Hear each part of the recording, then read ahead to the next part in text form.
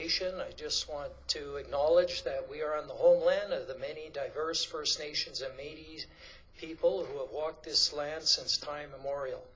We are grateful to work, live, and learn on the traditional territory of Treaty 8. Our first agenda item is the adoption of the agenda, and I wanted to add one item, 8.6, because it's time sensitive, which is the CAO job description. So Move to accept with the amendment. all right. All in favor?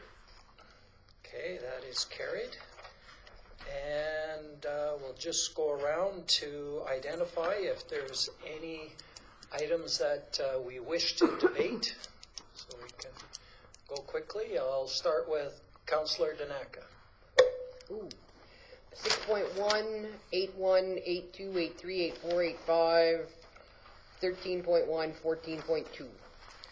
Okay, just let me just make sure I got those. You wanted to go 8.1 to 8.6? Yes. And then what were the other ones? 13.1 and 14.2. Okay, got it. And on the first page, which other one? 6.1. Okay, got it. There is one other one that we have to go over, and that's 5.2, because there was a correction found in the minutes. I found it. All right. So I'll just continue around. Anything else? Councillor Yashishin? I have the same ones, 6.1, 8.1, and all the rest of the 8s that were previously mentioned, and 4.1. And 4.1, okay. Councillor Wakel? I think they got just about everything.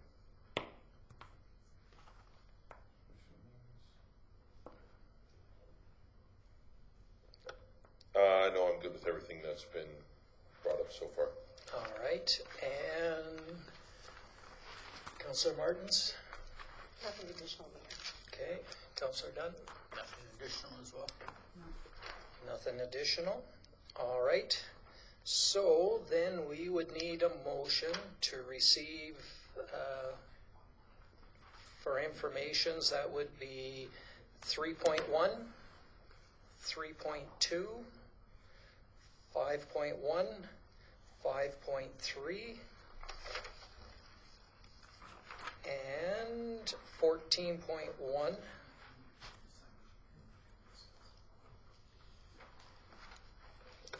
So I'll make that one then. 14.3 is that selected?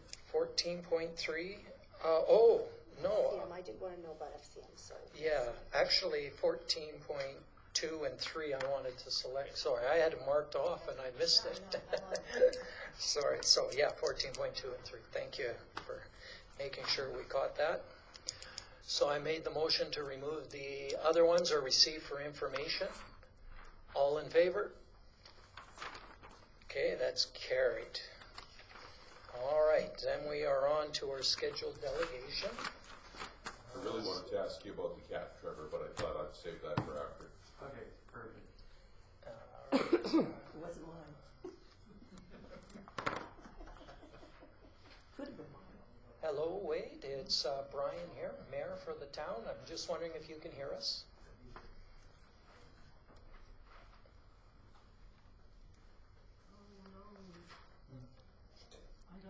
Wade, I don't hear you right now. Are you able to hear us? Perhaps in the chat you could let me know. You're not moving on the screen either. Frozen. Well, then let it go. Oh, frozen on the.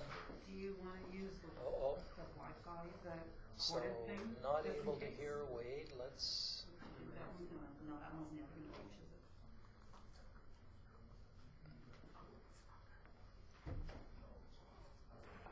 I can see his mic is not muted, but we're not hearing him. Let's just make sure the sound is all. Oh, it's on the Bluetooth handset. Let me just try going to. Here. let's turn this Bluetooth on. No, let's go. No, that's fine. Let's go with this. This is what it wants to select.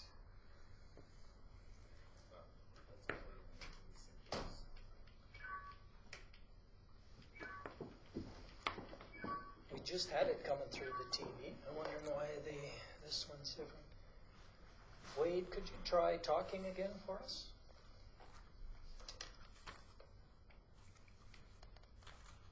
Oh, all of that and still no sound. We need to do something about our technology being stuck in the 1990s. All right, yeah. We thought we had it beat here. Wade, could you try once more for us? Hello, Wade, are you there?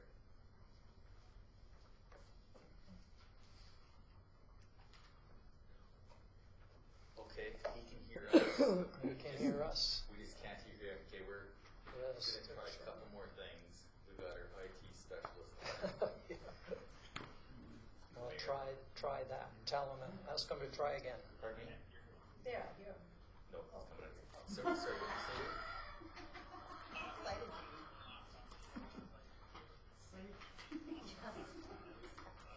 Oh, so it might be your end.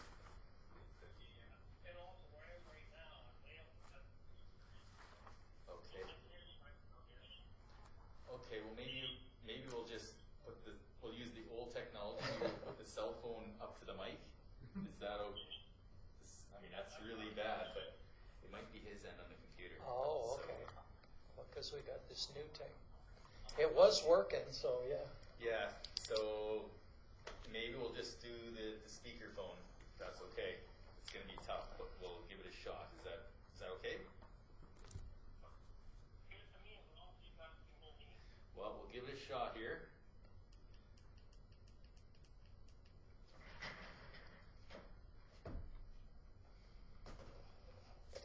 Do you want to test, Wade? Yeah, I hear you loud and clear. That's good. That's good. Okay. You're on.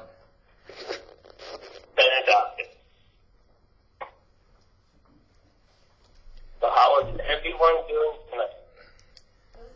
Really good, Wade. Sorry about the technology glitches that we're having, but yeah, you have our whole council here tonight, and some spectators in the gallery for you even. So, I'm going to turn it over to you to go over your presentation. Well, yeah, so I'm not sure if this one we're talking what we do. Do you want me to answer questions, or how do you want to go about with this one? Okay, no, I wasn't sure. You don't really have a presentation. You're here just to answer questions about the recycling. Yeah, for sure, right? Like we have in Winsburg and Edmonton, west side of Edmonton, we have probably the biggest privately owned recycling facility. Right? We sort everything. We do over 1 million tons a year of recycled products. Right? It's a huge undertaking. We have magnets. We have line sorts. We got air blowers that blow paper to the side. Right? And it's quite the process. So we have spent several years building. Right? I can't say enough about it. Everything that goes through there gets the cycle that we can, except for the garbage, right? We even have 15 to 20 people who stand in line, and they pull out all the garbage, or all, I shouldn't say garbage, the whole stuff that isn't recyclable anymore. So you'll hear me use the term garbage. I don't necessarily mean garbage, but a lot of stuff is recyclable. It's just that there's no market for it. Right, like your glass and like your plastic, 3 to 7. There's just no market because the virgin materials are so cheap, right? All the plastics, to get made with their bottles, plastic that makes lumber, mixed in with aggregate mixtures for concrete, bottle caps, all the fiber, our paper, cardboard, it turns into office paper, cardboard, boxboard, we do quite a bit with it.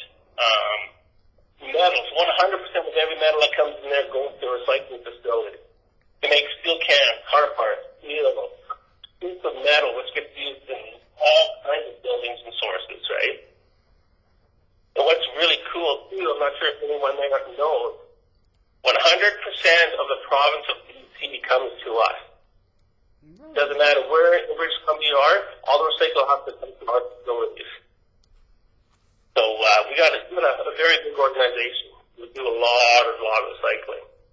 I really would like to encourage any of you listening today to come down here. I will personally give you guys a tour of our facility so you can see how it all works, right? From after we pick it up at your guys' municipality, how it gets shipped down to us and what we do with it. It's quite the process. All right. Well, thank you for that offer. I know we probably have a few questions because one of the things later on our agenda is dealing with the recycling of glass, and I'll just get right to that question if that's all right for you. No, go for it. Okay, my question is, I've heard that the glass is not being recycled right now. It's not cost effective to recycle the glass. Is that correct? Correct.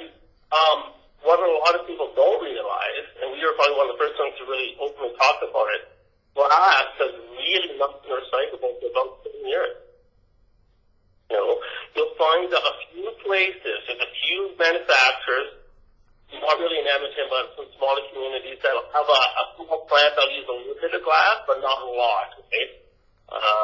And we right across, not just Edmonton or Alberta, we're talking about all of Canada, all the United States. We still ship stuff to China as well, too, right? And nobody will take glass at all. Okay, thank you for that. And I guess, because, that's what we had been hearing is the fact that the glass wasn't being recycled. And so, our council was wondering, we've got a couple of bins being picked up with glass in it. And, is there a use that we keep paying to recycle glass that's not getting recycled?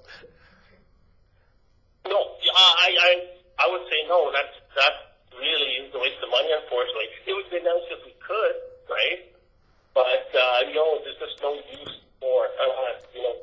We have nobody. We've tried tremendously. We have a team that's all they do. They search, the world essentially to find uses for it, right? And just no market. Right. Do you see that changing anytime in the near future where the glass will become financially viable to recycle? No, not at all. I don't see it at all. I would see more plastics come viable to recycle than I will glass, right? Like I say, in the last 10 years, except in the last 2 years, let's say 5 years ago longer, plastic bags, a lot of clamshells, all that stuff is being recyclable, which we're not doing today. Glass just hasn't been, right? I mean, when the industry changed, the housing market changed away from the stuff that was siding, and a lot of glass just went to the wayside, right? Okay, no, that makes a lot of sense. I know I was wondering about that. I'm just going to throw it open to our council to see if they have any questions for you. Councillor Stenhouse. So my first question is it worth the recycling of plastics, paper, and cardboard?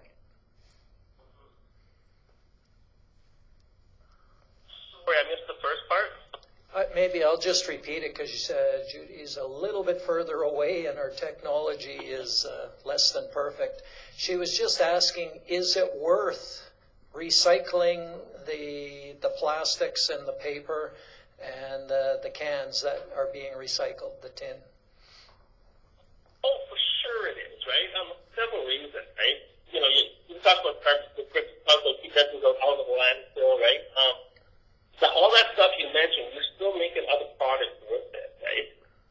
It's more or less communication to people out there to get them to change their ways of what they're buying and how they're buying. It's bigger key, right? But for a municipality, the city, it really is worth it to do your part. Because, we're running out of landfills too, right? And that stuff just eats it up. Well, what are we going to do, in another 5-10 years? The landfills are starting to slow down, but they're filling up. And we're starting to haul all the waste products farther and farther away, which absolutely does not help the environment whatsoever. Go ahead. So, how much of the plastic that we put in the bins is actually being recycled? Realistically, probably about 60 to 70%, depending on how it's being monitored up there, right? So, like I say, your plastic ones too are still pretty good. 3, 4, 5, 6, 7, no, those will all end up in the garbage because there's just nobody wants it. It's not like I said. I always refer. It's not that it's not recyclable, but nobody wants it because it costs a little bit more to turn it back into the product, be a pellet or whatever. So, right? And just the virgin materials are so much cheaper, right? But it's still worth it. We have to look at our environment, what we're doing to it, right? And we have to. We can't take the foot off the gas pedal. Yeah, you know what? It's not nice the last years how much stuff is being used, you know.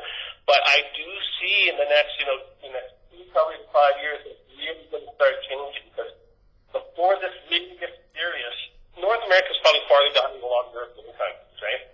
Before this really gets serious about what we can recycle, the government needs to step in and force manufacturers to take them back their product, or they have to make their packaging out of recyclable material.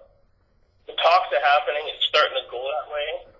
It's just a slow process, especially with what's been going on in the last couple of years in this world.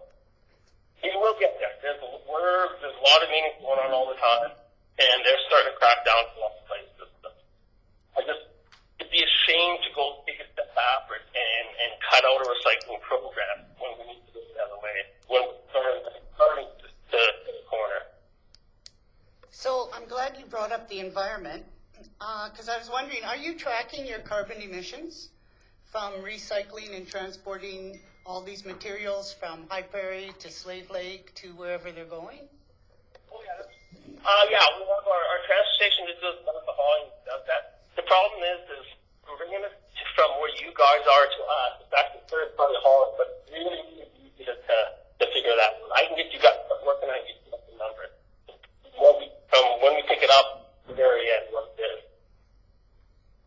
Okay, so I have a lot of questions that I'd like you to answer, but because of our connection tonight, there's just 2 more I'd like to ask you.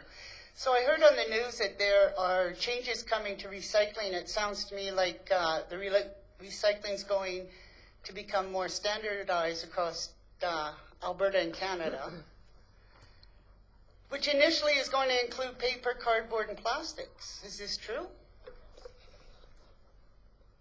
Sorry, I missed that last part. I think Councillor asked whether paper and plastics, there's going to be some type of a national recycling program. Is that true? Or standardized? Yes, absolutely. Like we standard, so I would say about 5 years ago, 5 to 6 years ago, it was different from even municipality to municipality. What you guys are doing is different than what Slave Lake was doing, which is different than what City of Edmonton was doing. So I was a big part of that. Now, all of Alberta is standardized, 100%. It doesn't matter where you are, it's not to use the same. You see standardizing with Alberta, it's all going the same way now, 100%. Down east, I'm not 100% positive, but it's getting there that way. And what's really good, us yourself being who we are, how big we are. We own every single province in Canada. We are, half of the United States. And we as a company are doing the exact same thing in every single location that we are. So that is being standardized. Okay, thank you. And one more question, I believe she asked. Okay. So I also heard that within the industry that the use of cardboard and plastics will have to pay for recycling. Does this mean that our bins and transfer fees will be free in the near future? I can't see that happening anytime soon. It's such a volatile market. 6 months ago, we weren't getting anything. We weren't getting anything. We were just breaking even just the profit in for the cardboard. Where today, we're up to 100% than we were 6 months ago.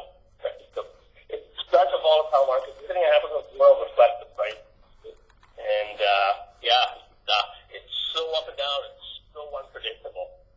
I bet you over a course of a year, us as a company, we probably be very close to breaking even. I mean, like I say, it's a good month, it's a bad month. It's not a get-rich thing by any means. It's more of a feel good, do good, what's proper and what we could be doing in this world than anything else. Okay, thank you. I'll just see if any other councillors have any other questions for you. Councillor Wakel? I'll try to keep it short because this is painful. Okay, so glass recycling sucks. You said that. Now, are they doing anything different in Europe, maybe with it? That I could not answer. I don't know. I could look into it and check with my counterpart and get back to you guys on that one. Okay. And is there any benefit to just grinding the glass right down to sand and using it as fill? You probably could, but I mean, I don't know. I don't know how good it will work. And if it did, I'm sure someone here would have been doing it. Like I say, we have a whole complete team that just works on that kind of stuff in the DSL portfolio. And it just feels so costly. Everything's so costly to do with it, right? That's why people are avoiding it. Okay, yeah, that's it. That's just painful here. Okay, Councillor Dunn with a question or comment? Just asking, is there a dedicated truck to High Prairie in the Smoky River area for pickup? Yeah, everything is dedicated. Like nothing gets missed. The recycle just does recycle, and waste just does waste up there, right? So.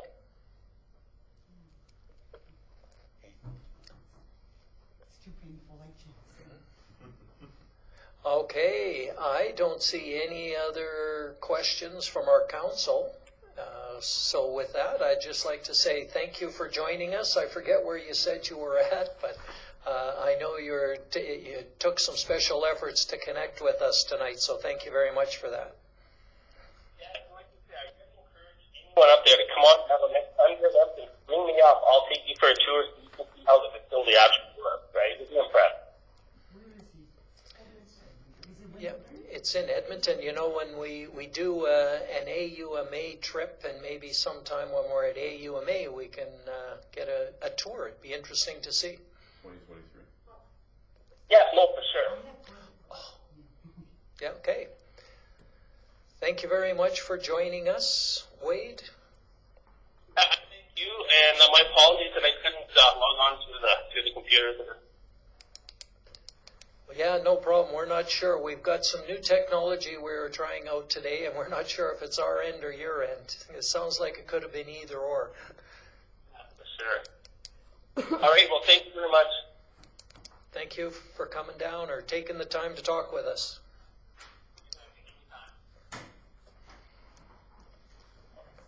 All right. Ouch, yeah. So we'll go on. Is there any public delegations, Chris? No? Okay. So 3.1 and 3.2 are covered. So moving on to item 4.1, Public Works Report. Can I get a motion on this one? I'll move that we accept the February 2022 Public Works Report for information. All right, thank you. And I'm not sure why it's on. Who asked for it? Oh, Councillor Shishin, go ahead. It's more just of a question, or just an information question that I have. I just noticed through the list there was the tree trimming on the boulevards, and he's behind. Oh, I'm sorry. Sorry about that. And so I was just wondering about. So is that like a general maintenance? Like, do they go up and down the streets, or is it just if somebody comes in and says, "I need some work because there's some trees," or is it a combination of both, maybe? It's a combination of both. If it's hitting the grader or something like that, we'll go in and trim it. But with the elms, we can only do them in the winter months, right? We can't Yeah. do them between March and the end of October.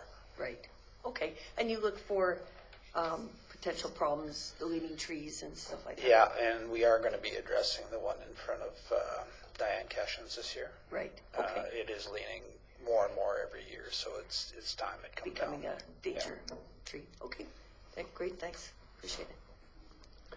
Councillor Dunn? Just a question for information. Who's responsible for the potholes on the highway through town? That would be Alberta Transportation and La Prairie Group. And so who makes them aware of? We've made them aware. We have given out the number to the regional supervisor, to citizens. There still hasn't been any movement on it, so we can take it to the next level if that's what's going to be necessary. I'm waiting for the bridge to fall in shortly if something doesn't happen. But the second question I have is just for my information, so I understand. What's a rectifier and what does it do? What's the problem? The rectifier is an electrical current that's put through to the gas, Okay. so the steel pipes don't corrode. Okay. So there's a sacrificial anode bed in several different places in town, Okay. and that it uses the anode bed rather than corroding the pipe. Awesome. Thank you. Councillor Wakel? Councillor Dunn beat me to my one question about the potholes. I think I saw one filled in by a Volkswagen Beetle earlier. Two things. One, you've given out the number to call for citizens. Chris, I'm gonna ask you a favor. Give it to Chris so it can be in the paper with a nice big headline that says this is the number to call about our craters. That, of course, is a paper decision they can, but that would maybe just get it out there a little bit wider. Also on here, I noticed removed snow from Highway 2 and 749 and invoiced the La Prairie Group. Do they pay? Like, we'll send them the invoice, but do they actually pay it? Yes, they do. There's a process involved that we have to approach them, then they get it authorized by transportation, and then it filters back down and we do it. How long does that take? Not very long. That's everything. Thank you. All right. Thanks for. Anyone else? I don't see. I had one question, and it was around the disconnection notices that you had put in there. I'm just curious, are we getting a lot of disconnections? I think there was about 125 went out last month. It's not our biggest month by any means. Oh, that's pretty normal, 125 get sent out? There's sometimes more than that. Wow. Wow, I'm shocked. Generally, yeah. So, and have we cut off many people, or do they usually, once they get the notice, come in and pay, or is it, what's? Well, that's more of a financial question than it is to me. We take them and we hand them out. Okay, but So- you don't go and. But we track- haven't been shutting anybody off. Oh, okay. So I don't know where that sits at. But we haven't been requested to shut anybody off. Okay, well, that tells me it's probably not getting shut off then, because that would be you going to shut them off. Yeah. Okay, no other questions? Thank you very much. You took the brunt of all the questions for both fire and safety. Yeah, next time we'll get them. All right, we had a motion to receive for information. All in favor? It's carried. We're moving on then to 5.2. And there was the one change in 5.2. Can I make the correction since it's all about me? Sure. I was not at the meeting, so where are we here? Council approved the minutes from February 26, 2022 special meeting of council with the following correction. Councillor Dunn and Weichel were not were absent and not present at the meeting. Okay, that's the correction. Anything else on those minutes? Seeing none, all in favor? It is carried. Moving on to item 6.1. Can I get a motion on these, the loan guarantee for the golf course?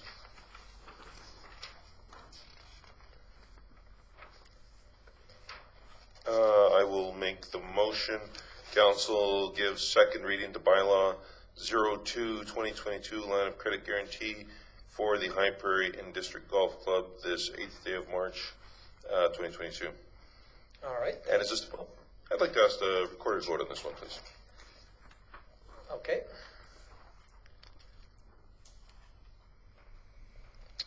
And any questions or comments on this?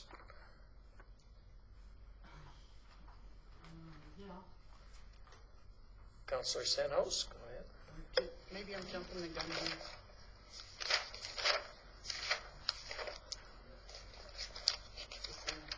No, maybe I'm jumping the gun.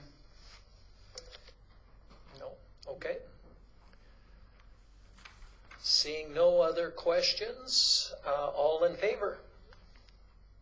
It is carried. Unanimously carried, because it was asked to be recorded. And there, we can give this third and final reading to this bylaw. Anybody want to give that one? Councillor Danaka? I make the motion that council give third and final reading to bylaw 02-2022 line of credit guarantee for High Prairie and District Golf Club this 8th day of March 2022. All right, thank you for that. Any comments before we vote? Questions? All in favor? Carried. All right, moving on to item 8.1, which is the recycling question. Anybody want to make a motion on this one? I would like to make the motion. I would like to make the motion that,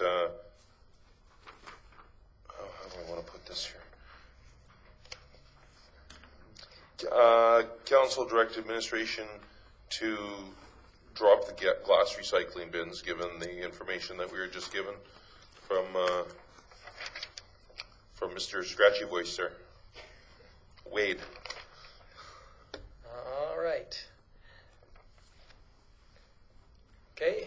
With, I should say as well, I should say that we need to make sure that we let people know well in advance. I think probably yank them April 1 and just let them know glass is going away and this is why.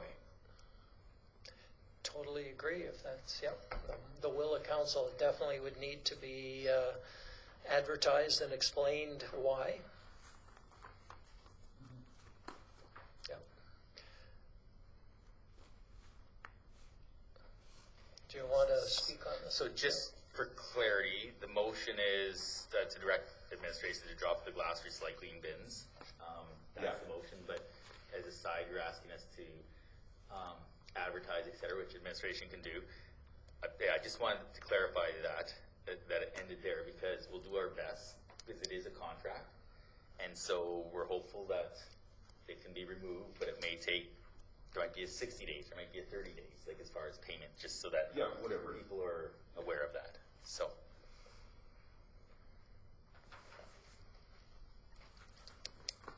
Councillor Martins. May I make a comment, Rod? In good faith, Wade should honor the fact that, I mean, he didn't tell us that. That's just, I don't know, not ethical in my mind. So if anything, I was going to ask you about a refund. I was actually going to ask Wade how long we've been paying this. You flat out didn't hesitate to tell us, no, it's not being recycled. Did you have any, why weren't we informed? He just said, no, it's not worth your while. And I'd like to know how far back you can go and actually refund the cost, much less hold us to a contract on glass recycling.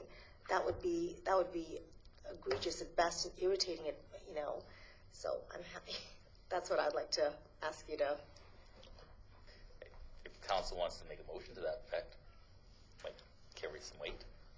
I'm totally open to my motion being manipulated so that gets in there. Well, I'll let people we can do smarter two- than me We can do do that. two motions to keep those two things separate, I think, because one may agree with one but not the other. So let's deal with the one motion and then we can look at a second motion following it. Councillor Ishishin? Just two questions. So, just for clarification, so the glass is going into the bins. It's being hauled away, and it's going to the landfill, I believe. So I guess they're in essence getting rid of the glass for us, because otherwise people would be putting it in the garbage can, which would go to the landfill. So it is so there will be a double thing there. And just to clarify too, there is two bins, correct? For glass. For glass. Yeah. Okay. Thanks. And I know Rod had mentioned at the intermunicipal that they're looking at the other bins because they might not be full all of the time, and we're paying for them, so maybe cutting back on, maybe one or two of the cardboard ones, and see then if we're getting them really full, then move them out, as opposed to paying for ones that aren't getting fully utilized. Is that safe to say? Absolutely. Yeah. We've actually already moved a couple months ago, just reduced, and it hasn't impacted, but we're going to continue to monitor the usage, and if they get too full, then we'll bring them back. So it's something we're going to monitor a little bit more closely over the next while. Yeah. Well, I got Councillor Danak and then Councillor Duncan. Councillor Danak had her hand up first.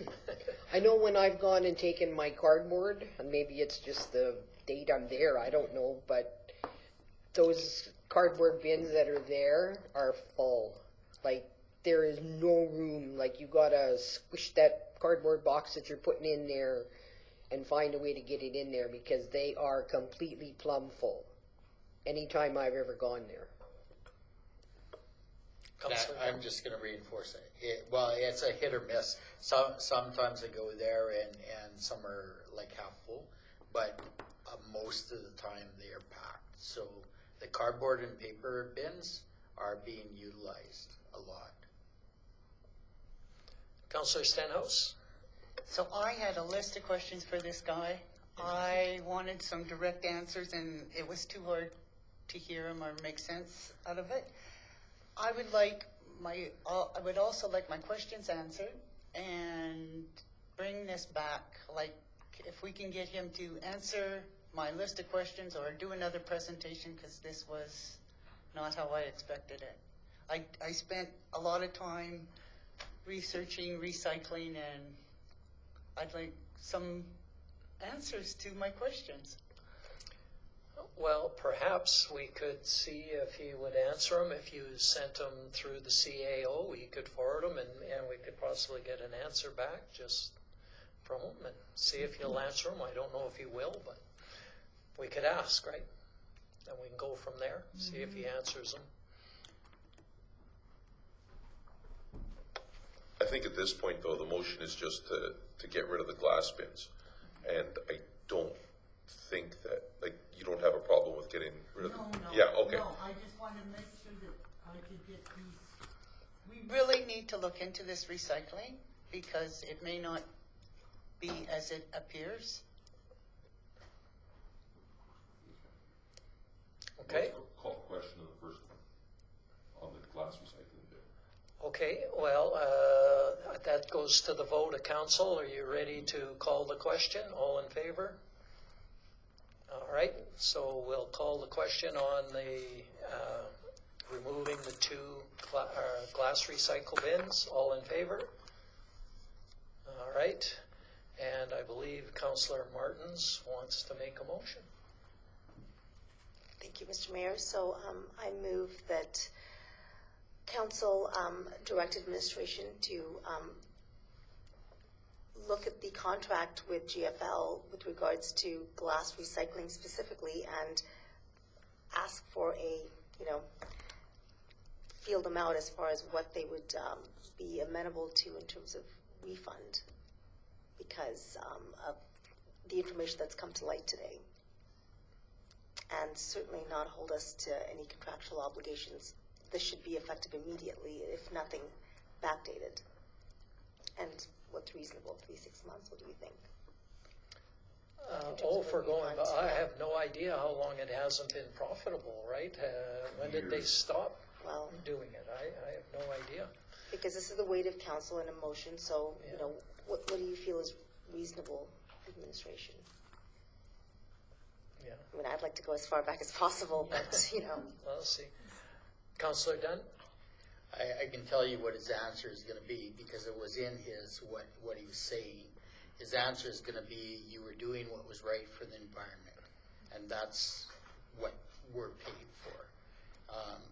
But I agree with Councillor Martins that we explore and try to get an understanding beyond that, beyond what we're doing for the environment, why he was charging us for something that he knew was not getting done, right?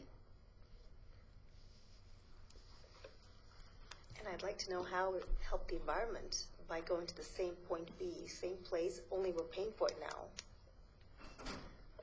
Yeah, but that's his statement.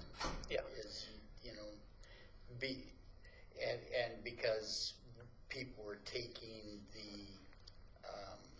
initiative to take and put their glass in those containers for whatever reason, that might have saved the environment. But I agree 100%.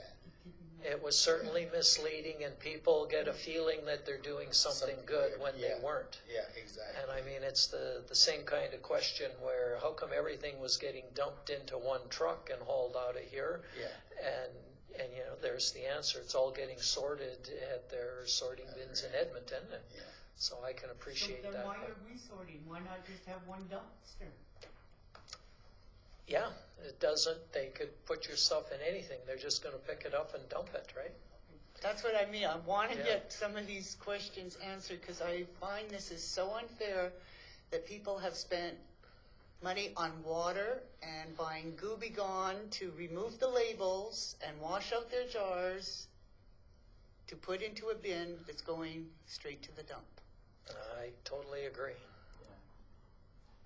Yeah, and it's unfortunate that we can't recycle it because we know, like you said, our landfills are filling up. There's a lot of waste, and it's not doing our environment any good. But if there's no market for it, there's nothing that we can't do anything else with it, unfortunately. Councillor Yushishin?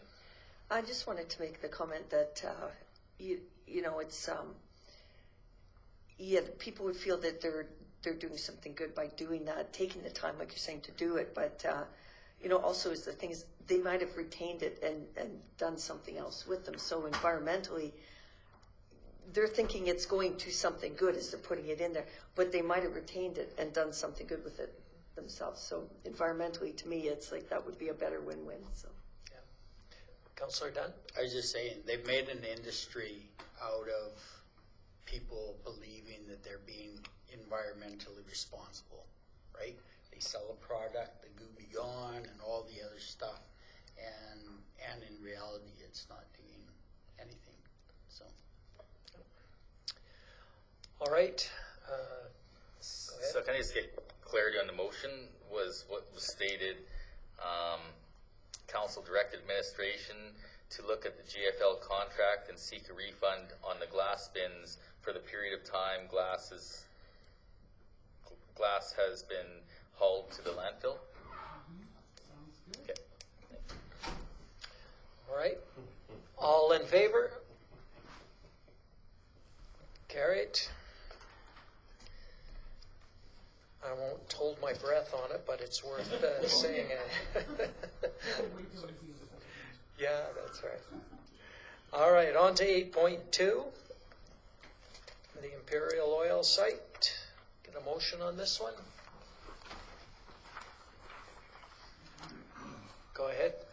That council direct administration to seek feedback from the community on the potential of transforming the Imperial Oil site located at 4833 53rd Avenue in High Prairie into an artisan corner where food trucks and other transient vendors can offer their services. All right, thank you. Any questions or comments on this one?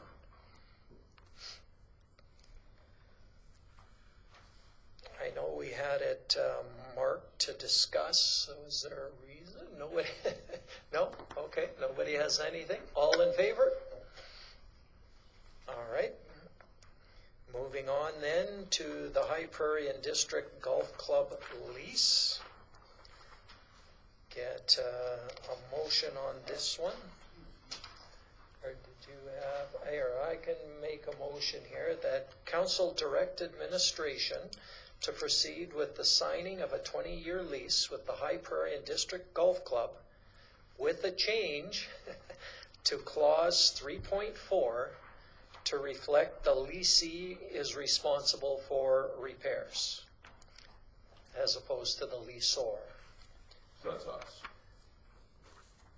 Well, no, the leasee, which would mean the golf club, is responsible for repairs, not the town. And in the contract that's in our agreement, it says that it's the other way. It's the other way. Is that 3.4? Yeah. So it's the last line in 3.4, requiring the leaseor within a reasonable time to repair the same. Yeah, and it should be leasee. That was what was in the previous lease as well. So it's just a typo, a big typo. You think? Yeah, and I contacted the golf club and indicated to them that this was changed, and they didn't catch this either when they read it. So they're completely under the understanding that they do what they can to maintain the property as best they can. So there's been no change at all to that wording. Now that if the motion passes. Okay, other than that change, any questions or comments on this? Seeing none, all in favor? It is carried. Moving on then to 8.4, which is the establishment of a committee of the whole. Can I get a motion on this one? Councillor Martins.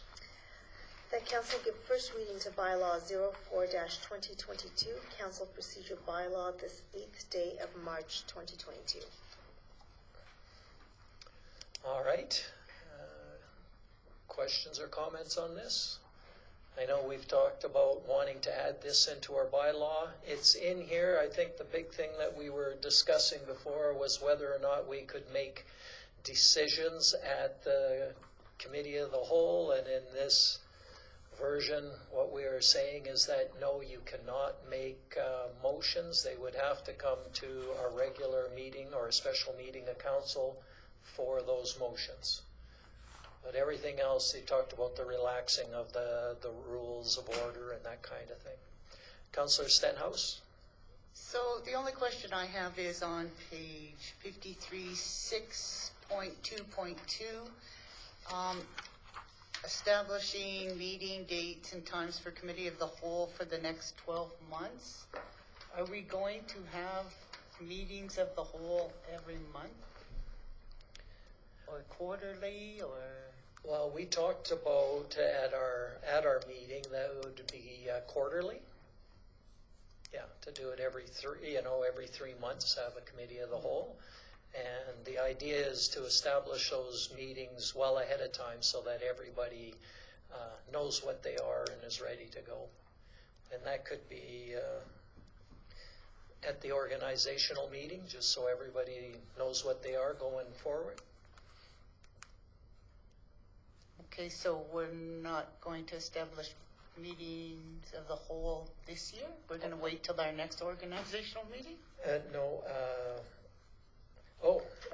There is. Sorry, I didn't even catch that. There is. Rod's just pointing out that on page 46, the committee of the whole meeting dates occur quarterly on the second Saturday of the month, starting at 10 a.m. is what he's recommending. Yes, but that's why I was bringing your attention to 6.2.2. It says for the next 12 months. Oh, okay. For the next 12, yeah, once you get to October, you would just set those up for the next, yeah. At the organizational meeting, we'll set them. But he's recommending going with those dates.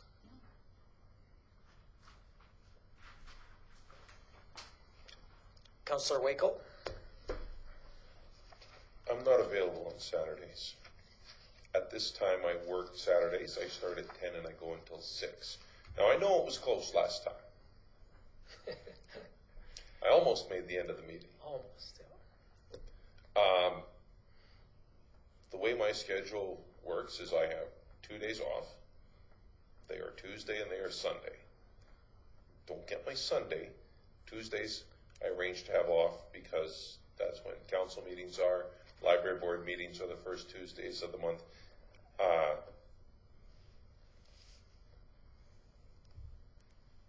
And I don't want to give you my weekends on council. I mean, it's, 12 years I did this before. And if we met on a weekend, it was once in 12 years. And now we're starting with 4. No. Not a chance.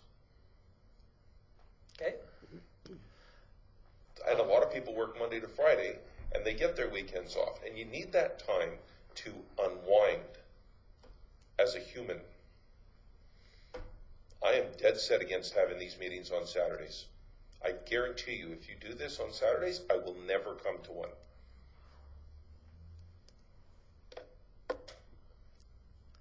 All right.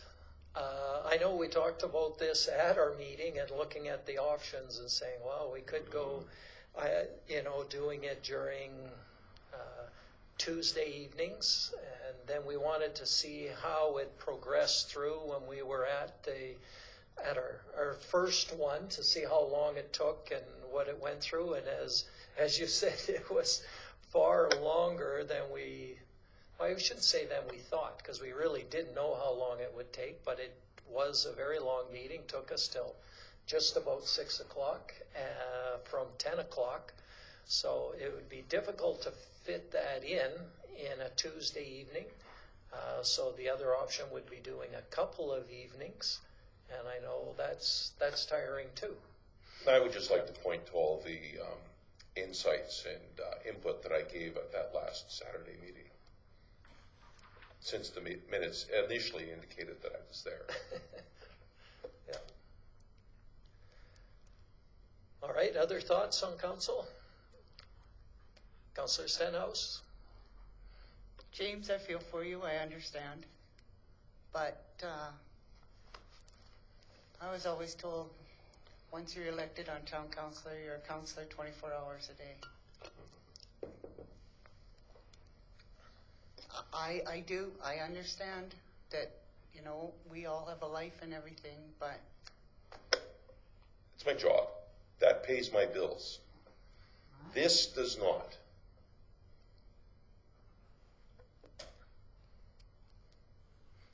Yeah, that is the tough thing when you're in, and town council does not pay your bills. That is the tough one, but it is also, it's sort of 6 of one, half a dozen of the other in some ways. And yeah, I get it. I know what you're saying, and I know the flip side of it is doing multiple evenings as it is good. As when you're coming here and you're always tired, should we be even meeting during the day like a lot of other councils? Like, there's lots of those kinds of questions. But I think our council, traditionally, most of the people work, as opposed to county council and some other ones that meet during the day. But those ones generally also tend to get a little bit more pay that would help put some food on their table, whereas that's not a luxury that we get here. So it's, I'll throw it, like I said, I know I'm available on both times. And I don't mind spending 4 Saturdays out of the year, but I don't like to spend my Saturdays if I can help it either. I'm on that boat. But I also know that when you meet at 6:30 and you go till 10, or 11, it's tiring also. You're burnt right out at the end of a day or two. So I don't know what else other options council wants to do there. No?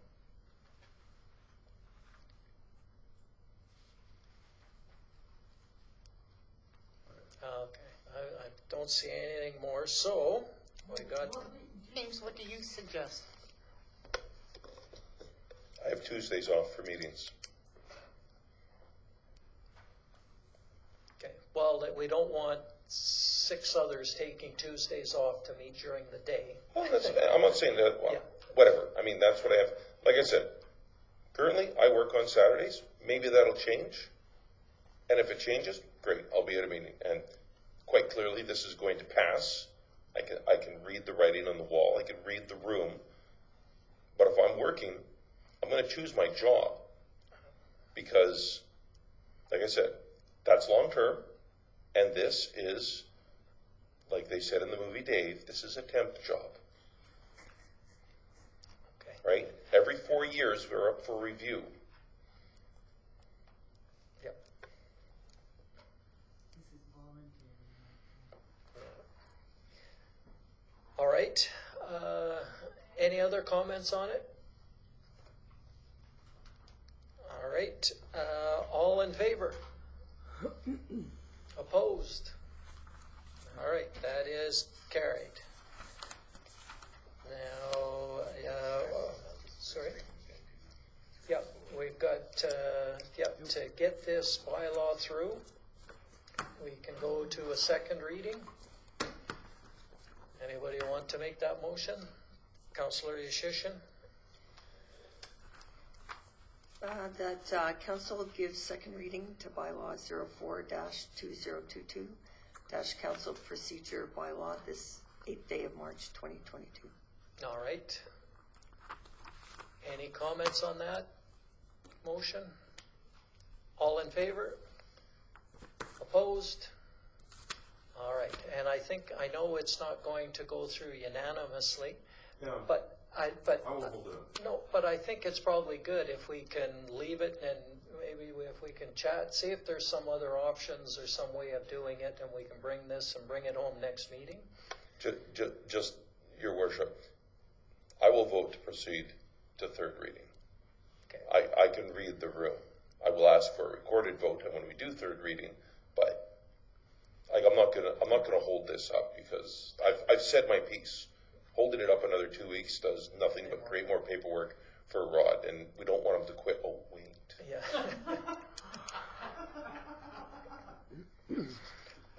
Okay.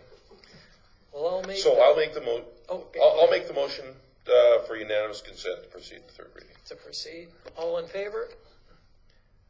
Okay, that's carried. And then I'll make the motion that we proceed to third and final reading of bylaw 04-2022, council procedure bylaw this 8th day of March 2022, and was asked to be recorded. All in favor? Opposed? It's carried. Moving on then to,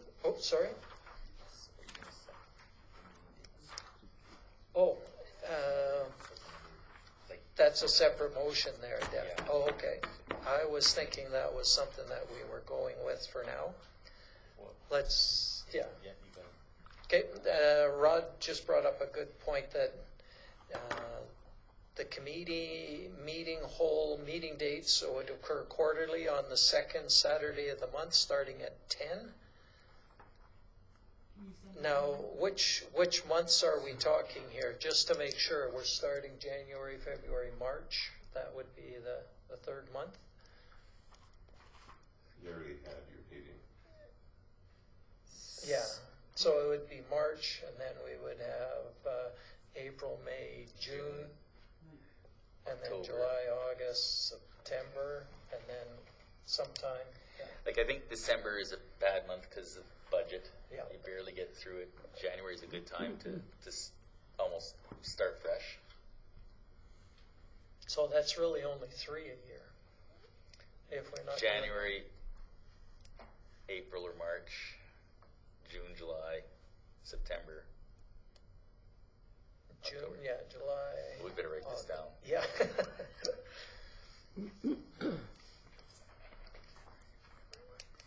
So, yeah, April. just so I got.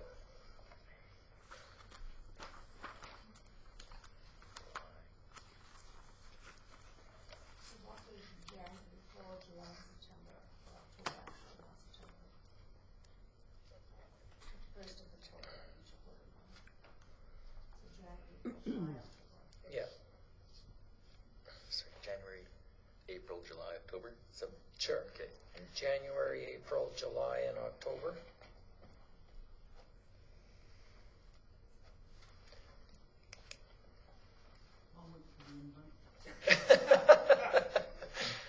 Well, yeah, because it always, but at least this, I like the idea of setting a date and you can sort of schedule it and maybe schedule around it at work or something if you can, or not. I mean, it's if you know well in advance, it might be possible. Okay, and without a calendar here and looking at it, the second one may not be a great one because maybe that's a holiday or something on a Saturday, but we can start with that and we can tweak it as we go. All right, so what we are looking at just is January, April, July, and October.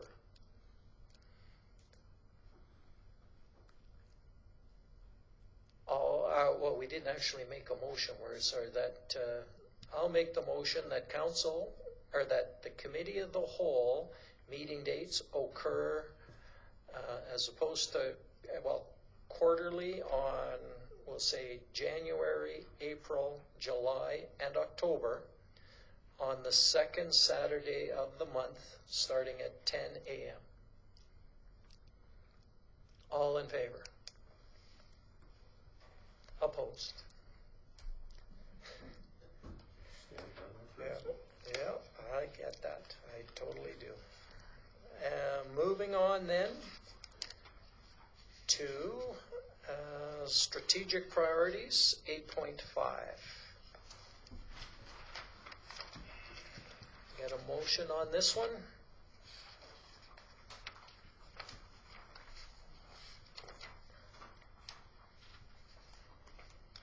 Councillor Martins?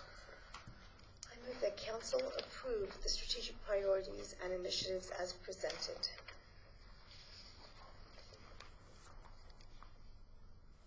Yeah, I've got that here too. The one thing that we talked a little bit about, and it's in the advocacy on the second page, and it was, we talked about sort of the hospital services and what we wanted to lobby and what was our priorities. And we've got maternity, chemo, and we had talked a little bit about helipad, and we had talked about addictions and mental health. But I know we had the meeting with the intermunicipal committee, and from that, they are recommending that we prioritize our three as maternity, chemo, and helipad. What's that? Cancer treatment. Cancer treatments, sorry, yeah. Cancer treatment and helipad, and not the, so it would mean a slight adjustment in this if council was amenable to that. And the reason for trying to line up our priorities with their priorities is the fact that if we're both in alignment, we probably have a little bit more push if we're pushing for the same thing from the town and from the county. And we can probably also bring those priorities to our Alberta North Central Alliance and push for that regionally. So that was the other reason for doing it. So I would like to make that one little change in that, if nobody. So obstetrics, just for the wording from that meeting, obstetrics, Cancer treatment. treatment and helipad. Helipad. And just for the group here, and I'm sure you'll do it in your meeting, but it was that the two would actually give lift to the helipad. Going helipad alone wasn't going to carry, so the other two, would bring in anesthesiologists, and just because we were at the meeting, but not everyone else was. That's right, yeah. Good point. Councillor Dunn? Maybe I'm missing something, but I'm looking for where that is in strategic Oh, priority. no, it's on page 74 under advocacy, at the bottom of the chart in, Oh, it's one of those things where, we had the other. In the chart. No, okay, yeah. It's that advocacy part. This is the way that this strategic priorities is laid out has been changed from what we had before. And I'm okay with the new layout. I can follow it along. That's all right. But advocacy used to be right up on the sort of the front page. It's at the back now, but sort of a two-pager. And the other question I had on this one, Rod, is under number 9, the Esso property. It talks about the strategy detail, site cleanup or permissible use, corporate responsibility, and then transfer to town without. And I don't know what it means there, but I don't remember ever saying we wanted that land transferred to the town. Probably would. I think there's a sentence that's not complete. They're transferred to town without cost or cleanup cost or something. No. Well, if it was clean, I'd take it. But I don't want it the way it is. Well, that's what I was thinking too. That's not something that we've ever talked about, is getting that land transferred to us at this point. So, absolutely, this is put here to pick apart some of the errors that may be in it. So there was a lot of discussion that occurred on the long Saturday. Yeah. So absolutely, let's make a change. Site cleanup or permissible use, and there was that corporate responsibility in there, but We can scratch that. That's just how we lobby for it, right? We lobby or push for them being corporate citizens, but. Corporate responsibility could also go back to they continue to monitor the site, checking the photometers and. They have to do that by law. Well, for now. Oh, that won't go away, I don't think. But Well, there's a lot of things that I didn't think would go away that have gone away. So. well, that's true, yeah.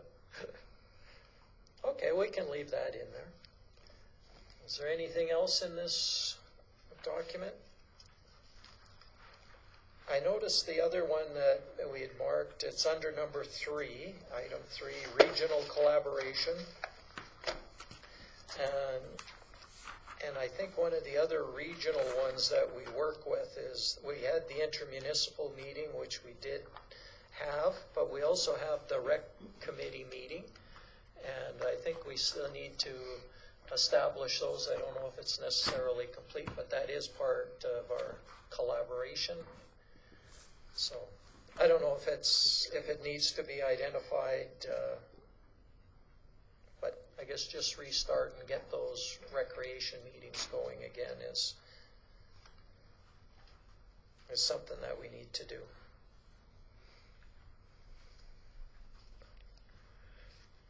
So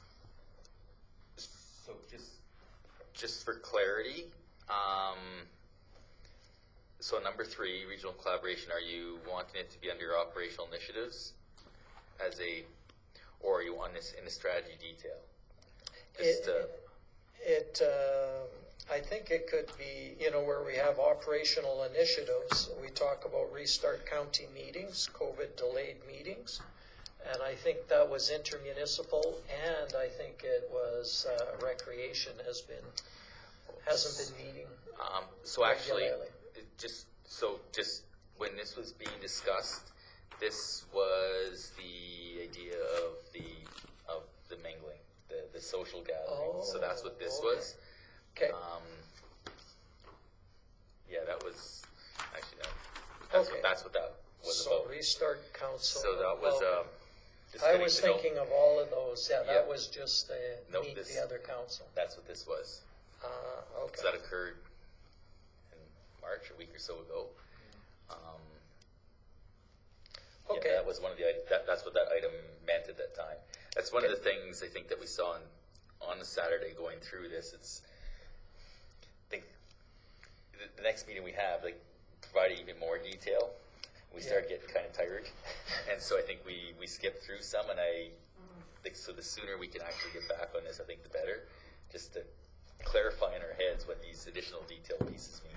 Okay, and I think, I mean, it's, yeah, I was putting that on there as all of those meetings, but that was more just the one specific meeting. Intermunicipal and the rec committee meetings are both ones that should be ongoing. So I don't know if we need to list them each and every time we are. I'm gonna call it regular business. So yeah, we don't need to put it on. I just know we need to get doing that.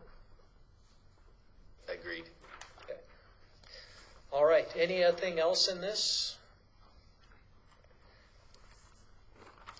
So this was, I just want to make sure that we're okay with those, the changes to advocacy, to changing the wording to obstetrics, cancer therapy, and the helipad as our top three. Because I know they're taking it to their council tomorrow for those same three. And if it's in our advocacy here, as those are our top three priorities, then we can proceed with it and be able to lobby whoever we need to make those happen. So then I will make the motion for the friendly amendment to be, Okay, for the verbiage as stated. all right. All in favor? It's carried unanimously. So then, moving on then to item 8.6, which is the CAO's job description.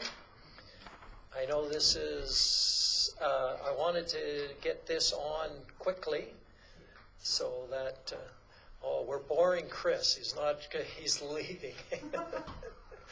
He's out of here. Just so that we can get this and post it on our website, and it would be available for any of those people looking at the job posting that we've got out there. And we've sent this out. Everybody's had a chance to look at it. There was one comment about adding some information on reviewing and updating policies, procedures, and bylaws regularly to make sure they're current and relevant. We added that in. Is there anything else, or can we approve this and get it posted? I'll make the motion that we approve this and post it on our website as soon as it can be typed up. All right. Any other comments on it? Seeing none, all in favor? Carried. All right, that takes us to our CAO's report. Can I get a motion on this one?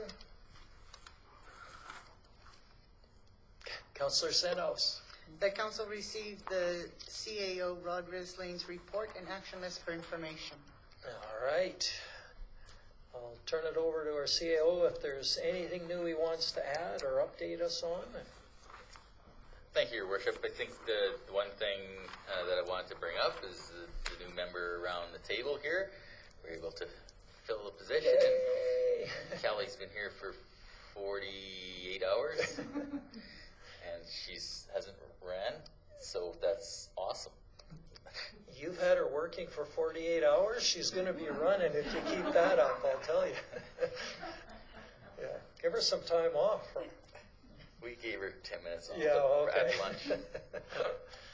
So that's great. And we also got some additional support inside the office, so that's good news. And yeah, so I think that's the real positive news. We also have something on the public works side as far as getting some additional part-time work, which I think is been completed, or at least in the stages, so it was a good week overall on that front. I think that's the big highlights. Okay. Questions or comments? Councillor Wakel? Just a question here on the one here where from September 28th, Councillor Long support Ms. Zatko's concept request, and it says that you contacted Ms. Zatko for approval. Like, has it been approved? Where's that at? So last fall, Ms. Zatko came to council, talked about a concept of to recognize Indigenous women, and that was given tentative approval. As far as the location, that wasn't settled upon yet, and one of the reasons is we don't want this group to go through all that effort and figure out that we're going to rip up that street. So we've been working with Ms. Zatko to make sure that we identify at least a location that we're pretty sure that the infrastructure is going to last, and so that's where we're at. And so she has been in discussions with Vern just to make sure that that we're not going to be tearing up that road. So that's our big concern. We don't want to go through this whole effort and just to give a little bit more to it, the beautification project that's being referred to, or that she referred to at the time, was a crosswalk. Just paint? Well, it was just paint, but it was yellow, and there was, I can't remember, but there was designs in it and stuff. Do you remember what that looked like? Wasn't specific on it. Yeah, it wasn't just the regular crosswalk being yellow. There was a special design, and she had some ideas. It wasn't finalized at the time, but that concept of a special crosswalk. Love the idea. Yeah, I'm guessing this is going to have to be within our downtown core and not on the highway. Yeah. Okay. She was looking at downtown core, and we thought it was good. Yeah, no, it's a great idea. Yeah, it is. I just wanted to make sure. Just wanted to know where it's at.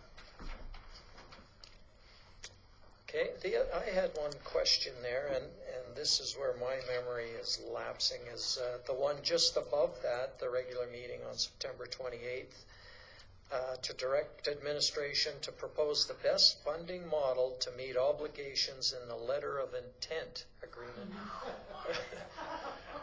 What was that one about? I can't remember. broadband. Oh, that was broadband. To meet the letter of intent and the broadband agreement. Hey, that's probably where it should have been. Okay. I couldn't remember. Oh, okay. It could have had broadband in the motion. We probably could have made a better motion to begin with, but that's exactly what that's about. Okay, and just looking at on the next page, third one down, 13-22, administration to indicate to the province that the town is interested in the hospital site land. Like you've given that interest. We've started on that interest, at least with our MLA, but I'm not sure when we can take that off, just to say that we are interested and it's something that we're going to continue to push for, or do we need it still on our list? So, yeah, so this item from an administrative perspective is completed. All the steps that we've talked about before have been done. Communication has been given to the individual. So, yeah, it's the next step that has been talked about in closed session. That's occurring. So it's okay. Yeah. Okay. So I think it could come off of there, right? I mean, we have indicated there, and they know about it. I think it's something that we need to stay on top of. Oh, I'm just driving by the shell today, and it literally is a shell. Everything's gutted. The interior walls are all out, it looks like, and I don't think it's gonna be too long before you can see, clear across the parking lot. Yeah, no, I totally agree. We need to keep on it and go from there, but we could leave it on at this point, I see, or, Yeah, like the true action, I guess, has been completed from administration's perspective. It has. It's just, it's the aftermath. yeah. So, We'll find something else to put on the previous. so I guess if we, I think at this point, we could take it off, and if we need to do something further, we can, right? That's what I'm saying. It would be another motion to move further. like this motion is dealt It's with. done, yeah. And, okay, and then the next one I had, as I was, I know we had, council was to enter into discussions with religious organizations to seek opportunity to maintain ceremony, or cemeteries. I know Councillor Dunn was gonna do that. I'm just wondering if anything's been done on that, or have you got any feedback on that? I have not followed through with that yet. Okay. So, thanks for the reminder.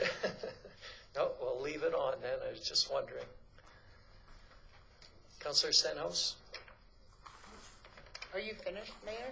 I am. Okay, so, welcome, Kelly. And the one I was looking at was regular meeting February 8th, 2022, number 60-22. That council direct administration to draft an explanation for the reasons for the increase in the utility rates. That was done also in the newsletter, on the website and stuff. Can that one also be removed? So I think this came after that. So a newsletter item went out that dealt more with the budget, and this motion came out just at the same time or shortly after that. And this, I believe, this motion is more directed to just utility rates. So yeah, because that brochure or that memo that went out occurred just the week before.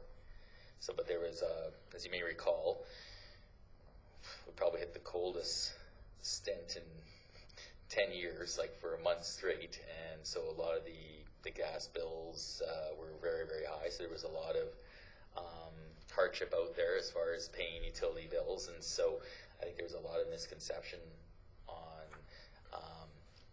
the belief of a lot of residents believing that increase was specifically related to the fee increase that council did in the fall, which was false.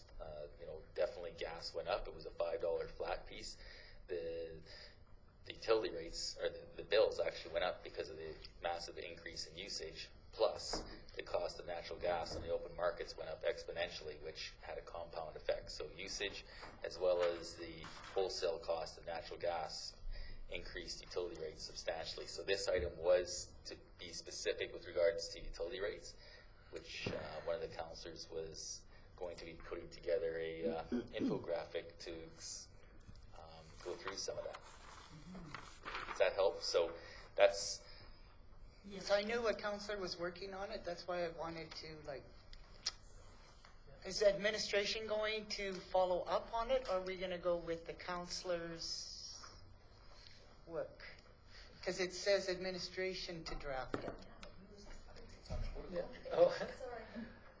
Yeah. Do you know what I'm saying? Yeah, it's gonna, it might not be administration that's doing it, it's being a councillor working on it, but it is getting done, and that was, and the bit I did see looked really good. I know. Yeah. I like that better than a little. Yeah, it's really good. That's why I'd like Yeah. to remove administration from that. Well, that was a motion, it's getting done. I think that's the key thing, and then once it's done, we can scratch it off.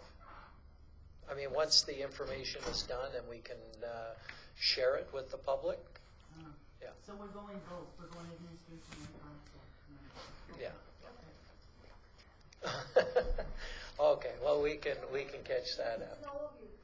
It's in all of your emails, so I'd love for a second set of eyes, or 5 second set of eyes, and thank you to Rita and Rod. Rita gave me some numbers, so yeah, look at it. Yeah. Okay, was there anything else on the report?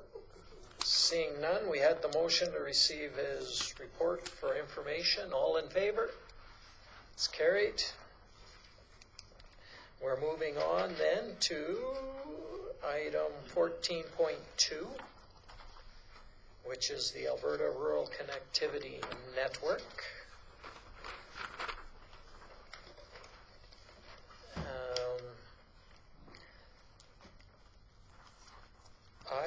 I'm going to make a motion that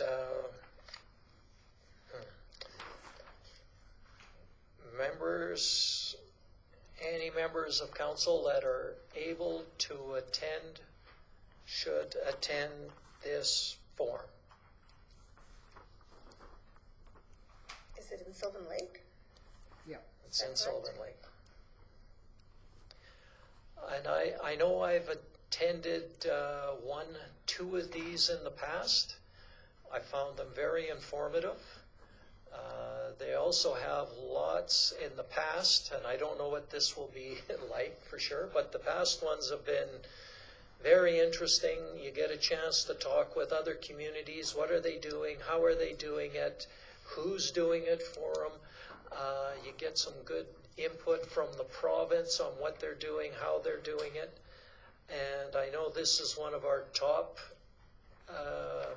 initiatives. So if people can attend, I think it would be worth it.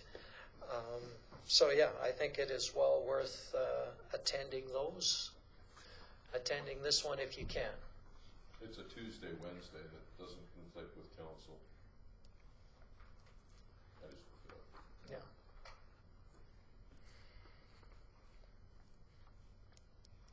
Now, we would, I'm not sure when we have to notify, but I will just add that if you're able to attend and you're interested in attending, to perhaps let Rod know within the next week, and then he can register us for anyone interested for the conference and make some arrangements there.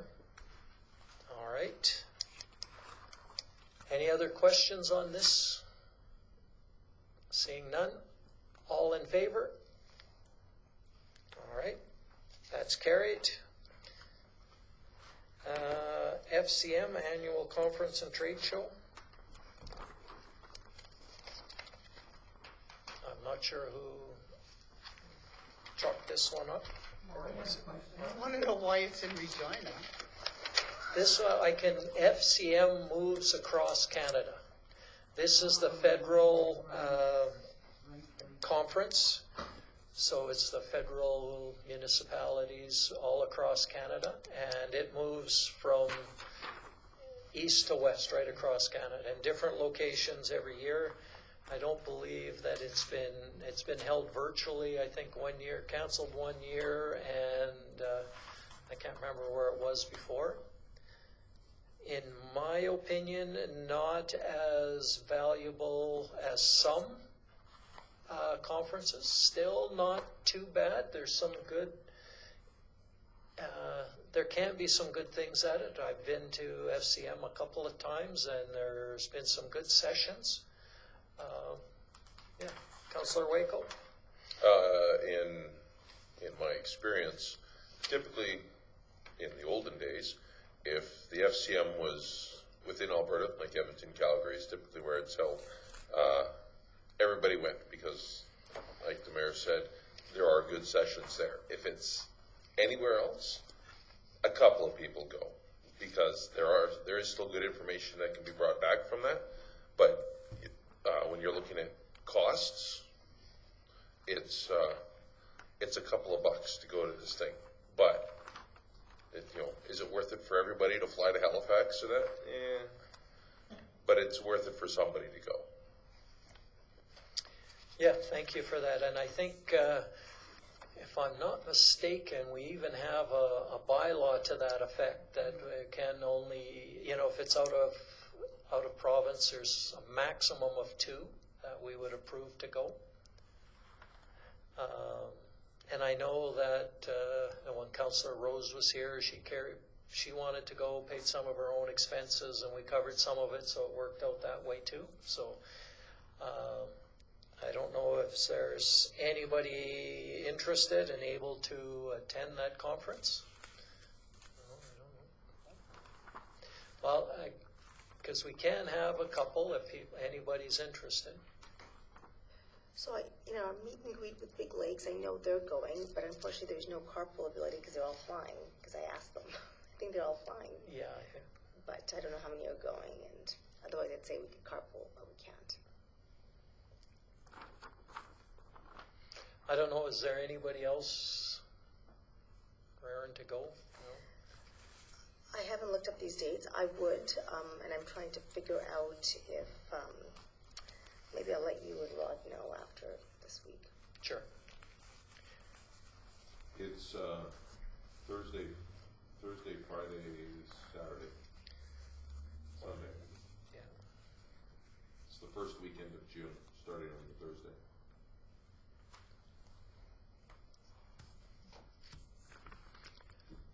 Okay, we should probably have a motion that we would approve, Follow our policy, No, follow policy. yeah, follow our policy. yeah, no, but that we would approve up to 2 people to go. And if anybody is able to, then they can go from there. Okay, I'll make the motion that we approve 1 or 2 people to go if they are available. All in favor? Carried. And with that,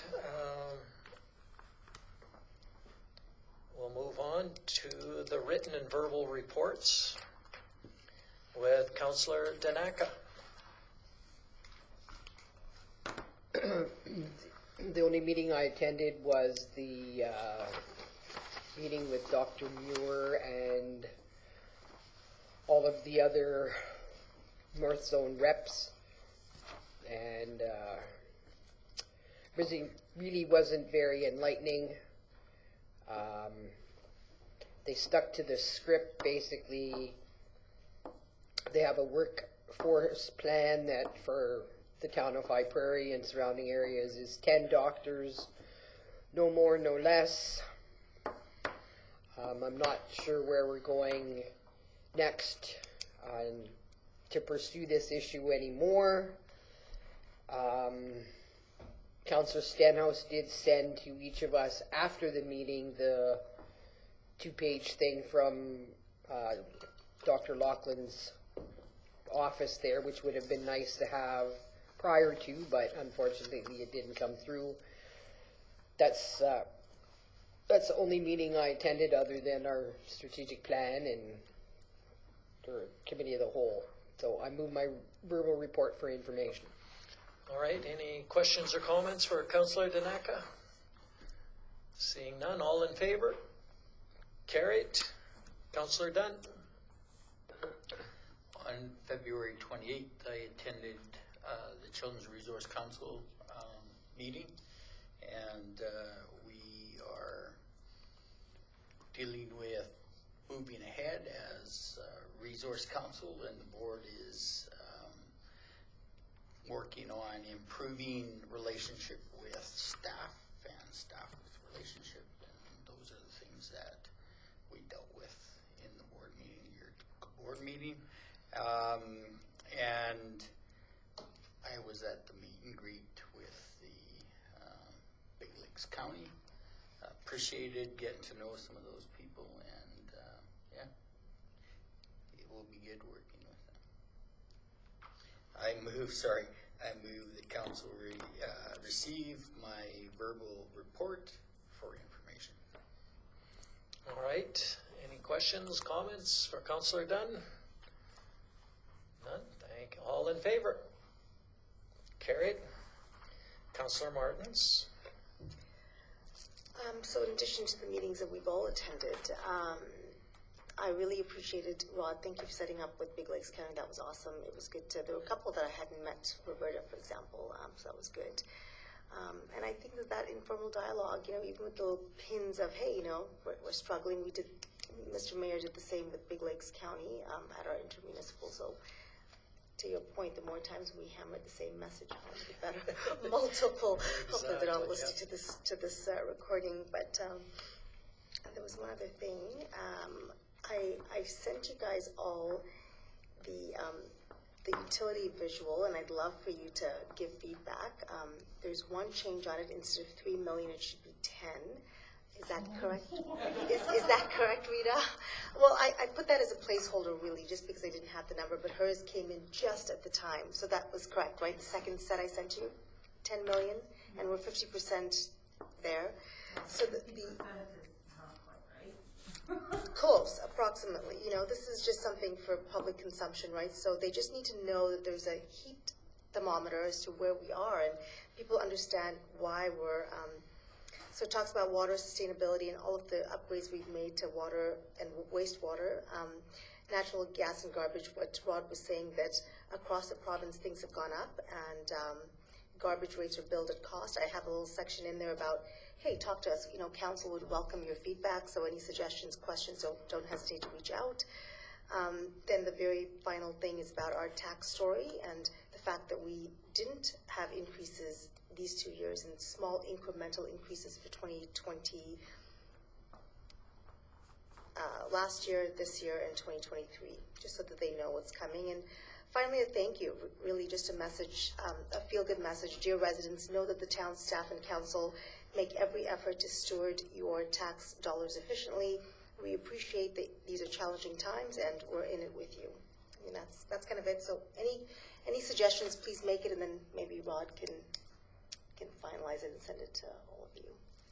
That's it. I will move my report, my verbal report, for information, please. Okay, questions or comments? Councillor Dunn? Just to say thanks for covering for me at the municipal meeting. You're welcome. Yes, you're welcome. May I actually comment before we call? Absolutely. You know, Councillor Wakel, I've been sitting here this whole time just feeling bad because at our strategy meeting, we were very deliberate in thinking of you and even saying, look, there's four or three at this point meetings, and maybe there's a shift change. We didn't know that it was rigid, but I just sat here thinking, what do I say? Because I felt like we didn't exclude you. In fact, contrary, we actually talked about your inclusion a lot, and I just feel like it didn't come across that, you know, that we were very deliberate in picking Saturdays. There's so much, it's such a weighted conversation that 4 hours when everyone's tired just doesn't work. And we thought that perhaps naively, we thought that perhaps, you know, because it's so far in advance and because they were regimented, that there could be a shift exchange. And apologies if that wasn't something that you could do. But just wanted to let you know that we were very deliberate in actually, you know, bringing you into the mix. Yeah, no worries. I mean, it's... Because let me tell you, your banter was missed. Would have gone over your head.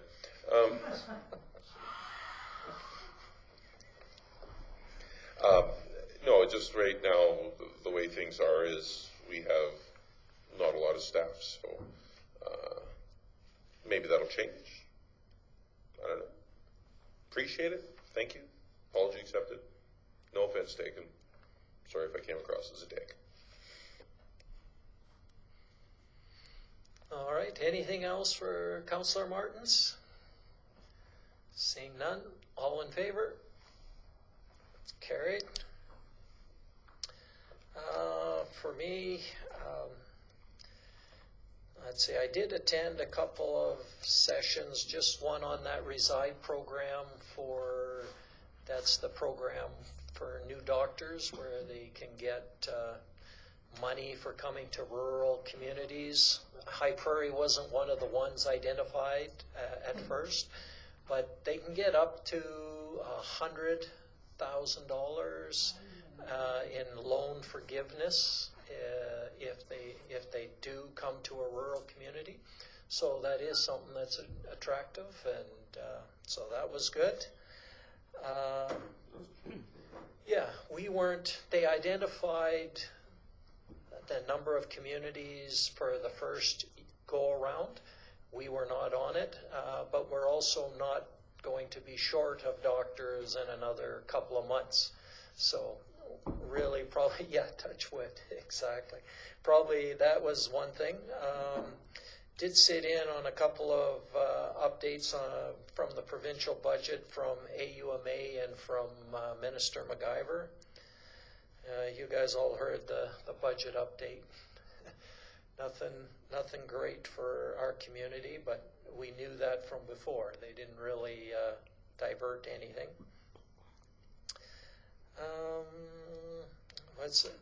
I had a Heart River housing meeting, and that's kind of interesting. The province is initiating a new affordable housing strategy. You might have heard about that. But as part of that strategy, there's a whole bunch of different arms to that strategy and how it's going to impact our community. And this is my opinion on the strategy, is it was geared more for the big cities than it is for the small rural communities. Yeah. So number one, they want to have facilities built that are sort of multi-purpose, where you would have, a housing complex with the bottom floor would be stores and commercial properties and residents up above. Yeah, it's good, but probably not going to be that common here and filling those commercial spots down below. And then you're going in and you're competing with other businesses, that people that want to develop. So, yeah, it's a tough one. I'm sorry, but the people that make these decisions, have they ever been further north than Morinville? Like, my God almighty. I know. So, and then here's some other ones there. Number one is that they want to change the membership on the municipal or on the housing management boards. Like right now, our housing management board, Heart River Housing, is made up of 11 municipalities. It's all elected officials that contribute to Heart River Housing, so they have a say. What the province wants to do is say that no, it's not going to be elected officials anymore. We want specialized people on there. We want a lawyer. We want an accountant. We want a person that specializes in housing. We want a person that specializes in HR. We want a person that specializes in, I can't even remember, but those are the big ones, right? That, you need to advertise and get people from those areas of expertise on your management board. And you need to come up with a plan on how you're going to do it. And so that's one of the other big things. And then the other one that is kind of makes me shake my head is they want the municipalities to do the needs assessment. So when Heart River did the needs assessment to make sure that there was needs for the new complex, they went out and did a needs assessment. They figured out what they needed to find out to make sure it would make it viable. The government is now dictating what this is going to look like, the needs assessment, and then they're downloading it onto municipalities to go out and do this. In my take on it is, now that they say municipalities, we have this need, okay, now what are you going to contribute to meet this need? And it's going to take away from that regional approach that's been used with Heart River Housing, because it's not just High Prairie doing a needs approach or a needs assessment. It was the region, Heart River Housing. We even worked with some of the First Nations and Métis communities to do that needs assessment. So yeah, and in some of the big cities, some of that stuff might work, but here, I don't think it's going to be very effective at all. So I don't know how much we can change. We're trying to get some feedback into the minister. The minister is saying that they want these new boards all in place by the end of the year. So it's going to be some interesting times coming down. That's Minister Pon is the Minister of Seniors and Housing. So yeah, that was very interesting and what's coming there. We did have the intermunicipal meet and greet, but we also had the intermunicipal meeting.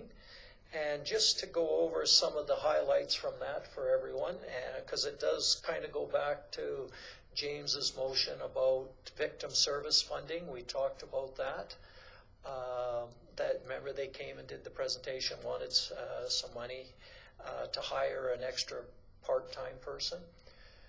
Took it to the intermunicipal, and there's some changes coming from the province in how that victim services fund is going to be used. We don't know where it's at for sure, so really we're at a holding pattern to see, and depending on what happens there, we can relook at it and see if there's something we want to do, and we can bring it back to our council.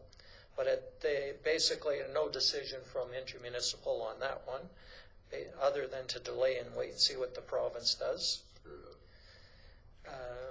We did talk to them, to the county, about setting up an attraction and retention committee, and the idea is to have an attraction and retention committee for High Prairie Big Lakes, and each council would chip in $1,000 to that committee. So, and then we were looking at in the future reducing the housing allowance for doctors from 6 months to 3 months for the town and the county. So that was the recommendation put forward by the intermunicipal, and I believe that it's going to come to our council again probably it'll be in 2 weeks. On that. So, and I know they're going to set up a meeting with RPAP, that Holly did a presentation for us. She's going to do a presentation for that group, and intermunicipal will get sort of some terms of reference for it, and then we can move forward from there. That was the plan on that. Couple other really quick items on it. We talked about a company coming in and working at the regional landfill called Ridgeline, and they would take contaminated soils from the oil companies. So at our regional landfill. Yeah, exactly. Yep. Once they dig it up, they'd have a place to take it. Exactly. So they wouldn't have to take it as far. So that's something that they're working on. Just out of curiosity, how long would they be there for? Like just a couple of months? No, they're looking at setting up long term. So they would be there for years. They'd have their own little area that they would have to maintain at the regional landfill. And the idea is that they have to spread the soil out so it airs, but then once that airs out for the appropriate amounts of time, they could use it as cover on the existing one. Yeah. That's huge. Yeah. Like that's massive. Like this is a huge opportunity for the area. And they're just looking at coming, or they are coming? My understanding is that they are coming. They worked on an agreement that they have signed. Is that correct? Or at least No. not? I think you better. Is that what? No. Okay. End this conversation. Yeah, but Okay. they were coming, or they were very close to closing, or if they haven't closed, it's very close. All right. I know it's been in the works with Ridgeline for. When I was on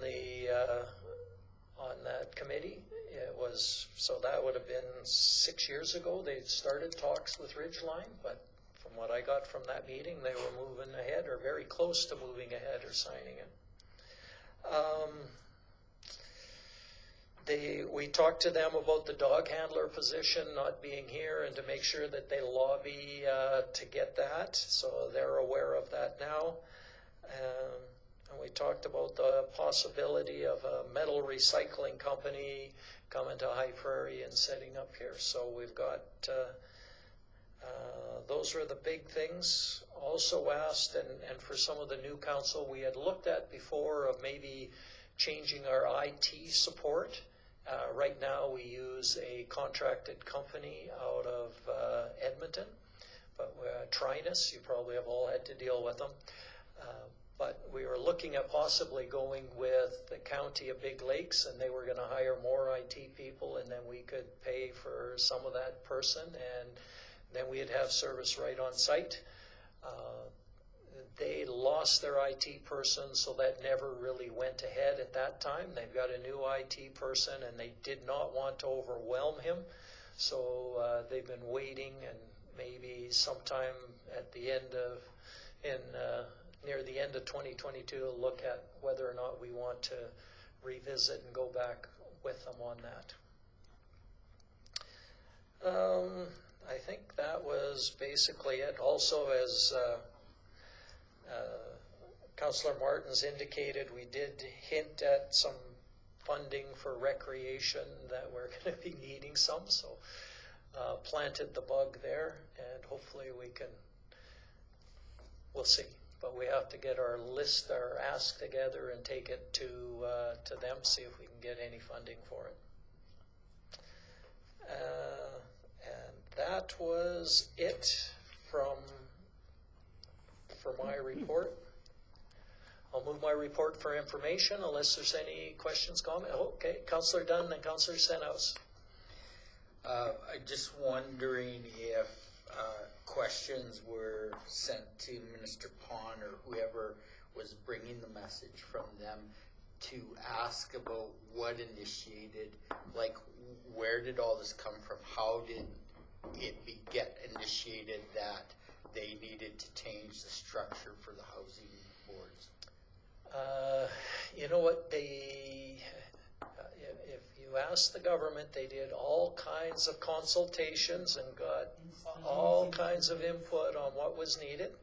And I do know that Heart River Housing, Lindsay from Heart River Housing did have, got his chance to say his bit. Mm-hmm. What made them go with this format, I have no idea.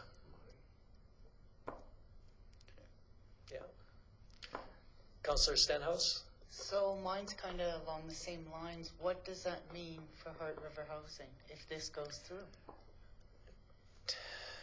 Don't know for sure yet. It could definitely mean that the board's going to look totally different. I mean, there isn't the people that are all the specialists that they want are not on the board. They don't care if it's municipal representation. So it could totally change the board. And change the whole. Yes, yeah. Structure and everything. It could, absolutely. And there's lots of things in this housing strategy that would change, and I could give you more of them, but it's, and none of them are necessarily good in a small community. I'll leave it at that.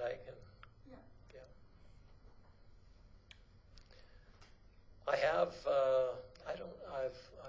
I've asked the CAO for Heart River Housing to come in and do a presentation for those that haven't heard Heart River Housing 101 and what it is and how it works in that board. So I think he'll probably be contacting Rod to get on a future agenda to come in and do a presentation as a scheduled delegation. And he'd be, he can answer some more of those questions. Well, and this is, it's all quite new. And so when you ask what are the ramifications, it's kind of, it's hard to think about. Lindsay would come in. Yeah. All right, any other questions? Seeing none, all in favor? It's carried. Councillor Stenhouse? I do have a bit of a report here. In regards to our AHS meeting, I'm hoping that is not our final meeting because I feel that was an unfair meeting. It was supposed to be community engagement, that we were unprepared to speak about the clinics. So if we are, and I'm hoping that our mayor can set us up with another meeting, but prior to that, we have to be prepared and make sure we have a copy of AHS's policy, their hiring policy, and their job posting, so that we're ready and prepared for this meeting. I did not receive that information on the history till the day after because I wanted to clarify the statement I had made Right, about about a doctor, Dr. and Detroit. that's where I asked for information. Intermunicipal, I think they have a fantastic council on there now. We're going to have, I truly enjoyed my intermunicipal meeting with them. And my last point is I found 2 more charging stations. Over at Northern Lakes College, there's 2 charging stations there, so that racks up the total now to 5. I move my verbal report for information. Questions? No? All in favor? Carried. Moving on to Councillor Wakel. Thank you, Mr. Mayor. My library board meeting was canceled for this month, but something has literally just popped up on my phone here. The gun club has a serious problem.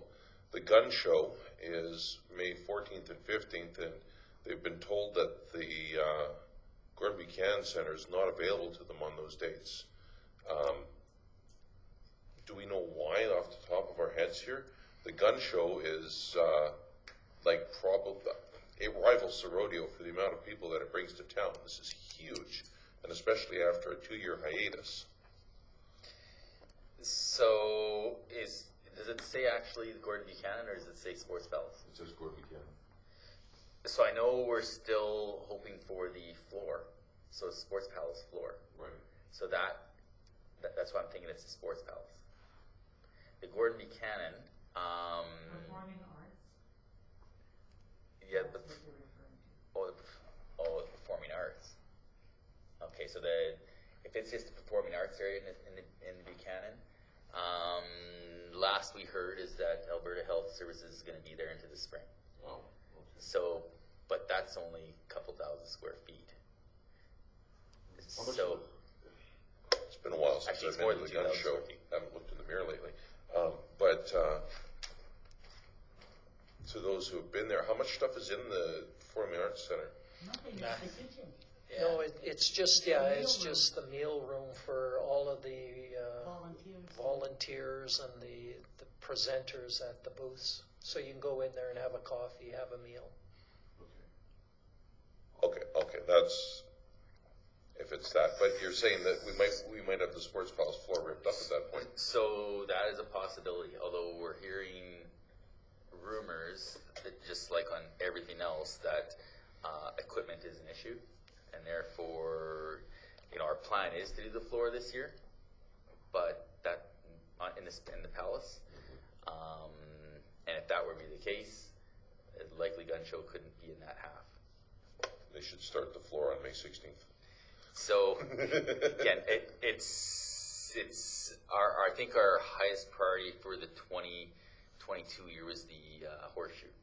Yeah. So we've been a couple of the people that are out there, because there's only a couple firms that actually do the floor. That we put as the priority because it was national. Yeah. So Yeah, absolutely. they were talking about how they could maybe work around that. When is the horseshoe thing? Second and third week, I believe, in August.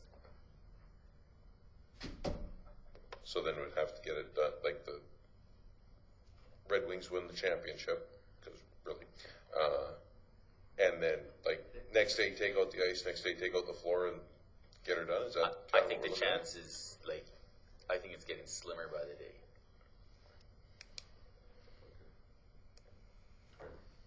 Okay, I'll talk with these guys some more. Like I said, it was just a message that I just literally received as we're going through the meeting. And playoffs for the Red Wings start this Saturday, 7 o'clock, both nights. Saturday, Sunday, love to see you all there. Looking to repeat. If you go watch the game live, you don't have to listen to the play-by-play. Hear the guy's kind of a dork. Exactly, right? Pretentious guy, thinks he knows something about hockey. And yeah, that's my report. I remove that for information. Questions for Councillor Waco? All in favor? Carried. Councillor Yashishin? Thank you, Mayor. I had attended the February 23rd Reside community meeting in the morning. And then the Dr. Muir's in the afternoon or evening, I guess it was.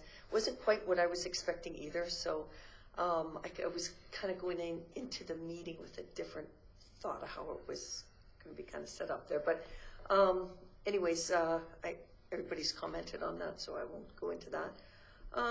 Otherwise, the February 26th and March 1st council meetings I was at. March 3rd was the Big Lakes Council meeting, which was, I thought, fantastic. I knew a few of them from before, some I didn't. Really completely enjoyed that evening, and it was great to be able to sit in the casual way that it was and really get to know everybody and just talk on that frame. So that was great. I had another meeting which was supposed to be the 7th, FCSS, but that was canceled by the organizers. So I guess that'll be next time. And I moved my report for information. Councillor Dunn? Oh. Why they cancel? Okay, no questions? No? Okay, all in favor? It is carried. Now, do we have a Just one closed session? thing.